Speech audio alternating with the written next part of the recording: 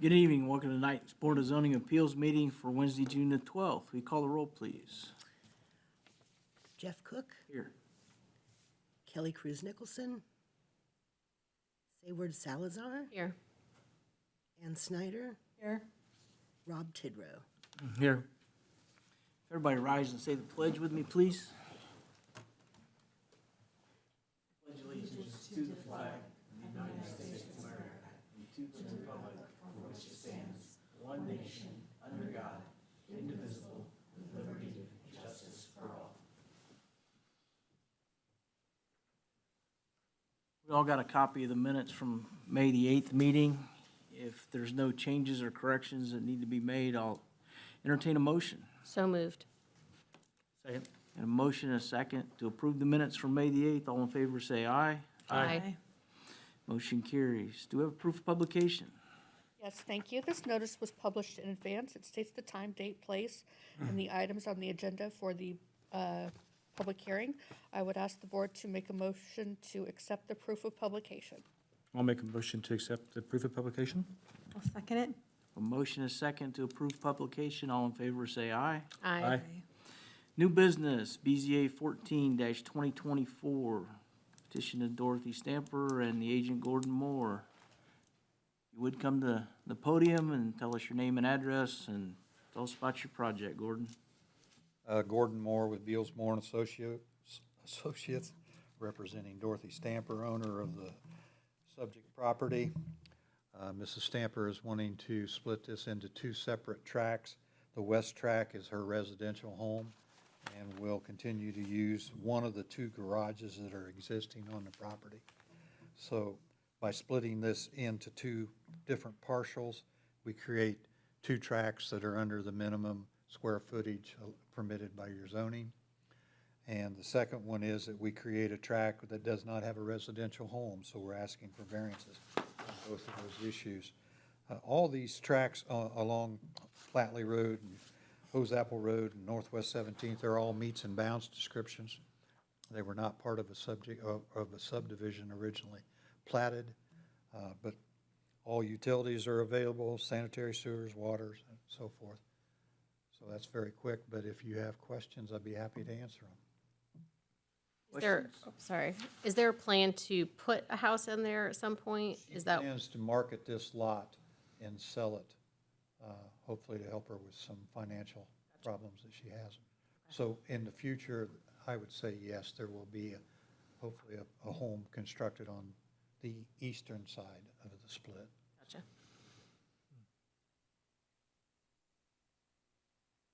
No other questions? Any other questions? Thank you. Thank you. It's time we'll open public hearing. Is there anybody who wishes to speak in favor or in opposition to this petition? Hearing and seeing none, we'll close public hearing. Here to staff report. Dorothy Stamper, owner, Gordon Moore, agent, 2415 Flatley Road, Richmond, Indiana, requesting two variances of development standards to reduce the minimum lot size and to build and allow an accessory structure without a primary structure in the medium-density, single-family residential R2 zoning district. The use is residential single-family. The zoning is medium-density, single-family R2. The zoning to the north, south, and east is all medium-density, single-family R2. To the west is high-intensity industrial, I2. The land use to the north, south, and east is residential single-family. To the west is light manufacturing.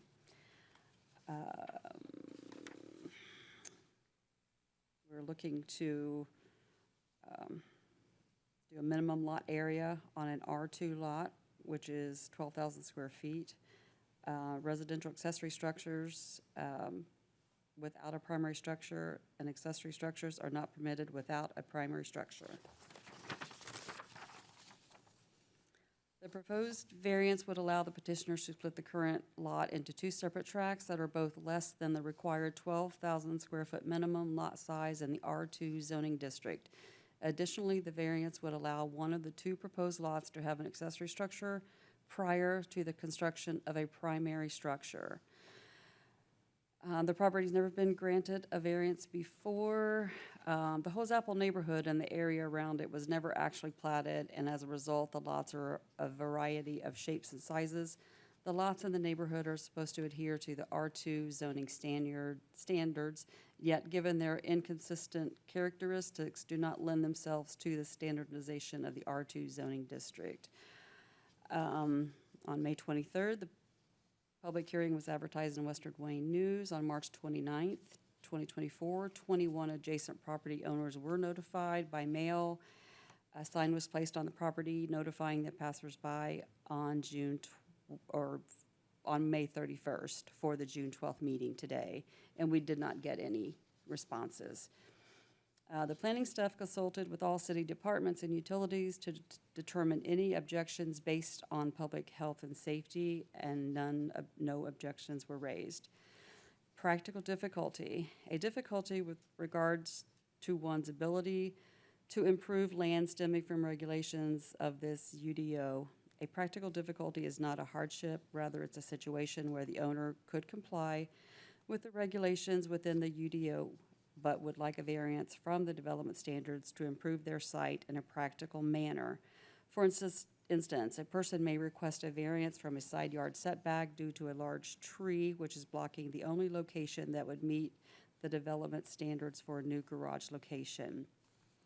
Staff recommends approving the petition to allow the reduction of the 12,000 square foot parcel to be split into two parcels. One will be 9,450 square feet and one with 9,714. And it includes the accessory structure of 1,152 square feet.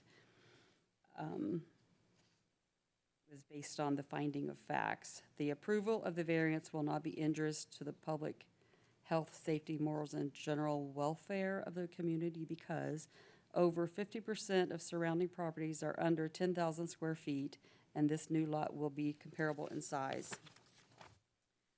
Number 2, the use and the value of the area adjacent to the property included in this variance will not be affected in a substantially adverse manner because a new home in this area should increase adjacent property value.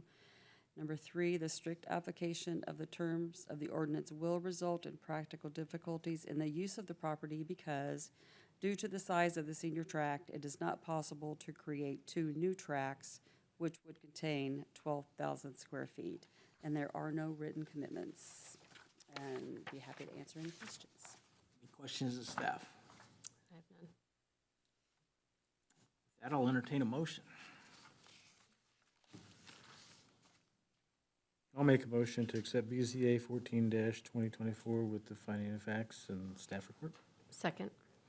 We have a motion and a second to approve the variance, excuse me, BZA 14-2024 based on the staff report and finding of facts. We call the roll, please.